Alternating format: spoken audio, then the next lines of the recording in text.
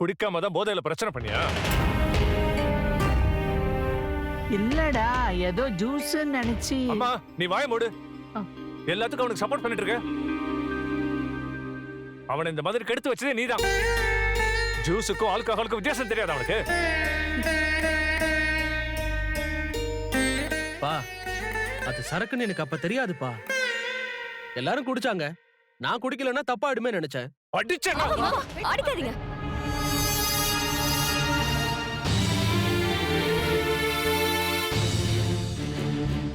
அவர் இந்த மாதிரி இடத்துக்கு இதுக்கு முன்னாடி போனது இல்லைல்ல, அதனாலதான் மாமா அவருக்கு எதுவும் தெரியல. நான் தான் கொஞ்சம் கவனமா இருந்திருக்கணும். நான் பாட்டுக்கு ஃப்ரெண்ட்ஸ் கூட பேசிட்டு அவரை சரியா கவனிக்காம விட்டுட்டேன்.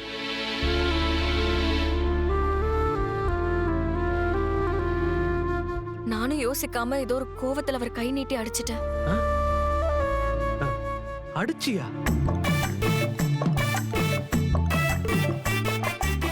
அடானு கண்ணெல்லாம் வலிச்சிட்டு இருக்கா ஒரு பக்கம். ஏய் எதுக்கு நீ என்ன அடிச்ச? டேய் பேசாம இருடா. மா நீ அப்பா அடிச்சிருக்கியா? ஏய் என்ன பேசிட்டு இருக்க நீ? என்ன எப்படி இவ அடிக்கலாம்? இதுக்கா என்ன கட்டி வச்சிங்க? நீ அப்பவே நான் இந்த கல்யாணம் வேணான்னு பாருங்க, அவன் என்ன அடிச்சிருக்கா. நீங்க எல்லாம் என்ன கேட்க மாட்டீங்களா? கண்ணா பொறுமையாடுறா. ஓ உன் அண்ணி அடிச்சா நீ சும்மா இருப்பியா? சொல்லுண்ண. ஐயோ, மொத்த குடும்பத்தையும் இழுத்து ரோட்ல விடுறானே இவன். கண்ணா, நீ பண்ண கலாட்டாவை பொறுத்துக்க முடியாமதான் ஏதோ கோவத்துல அடிச்சிருக்கா. நான் உங்களை அடிச்சது தப்புதாங்க, என்ன மன்னிச்சிருங்க. அந்த நேரத்துல உங்களை எப்படி கண்ட்ரோல் பண்றதுன்னு எனக்கு தெரியல.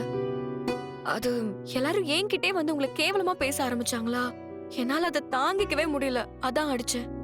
ஐம் சோ சாரிங்க. அத நீ எடுத்து சொல்லி புரிய வச்சிருக்கணும். அதுக்கு நீ மேல கவிப்பியா? புரிஞ்சுக்கிற நிலைமையில என்ன இருந்த? ஐயோ இருங்க மாமா, இனிமே இந்த பிரச்சனையை யாரும் பெருசுபடுத்த வேண்டாம் ப்ளீஸ். உங்களுக்கு கோவம் இருந்தா நீங்க வேணா என்ன பதிலுக்கு ஒரு அடி அடிச்சுக்கோங்க. என்னம்மா நீ அவங்கிட்ட போய்? நாளா யாரையும் அடிக்கலாம் மாட்டேன். அடிச்சுதான் பாரு. சரி வாங்க, ஆபீஸ் காட்சி ரெடி ஆகுங்க. வாங்க வாங்க.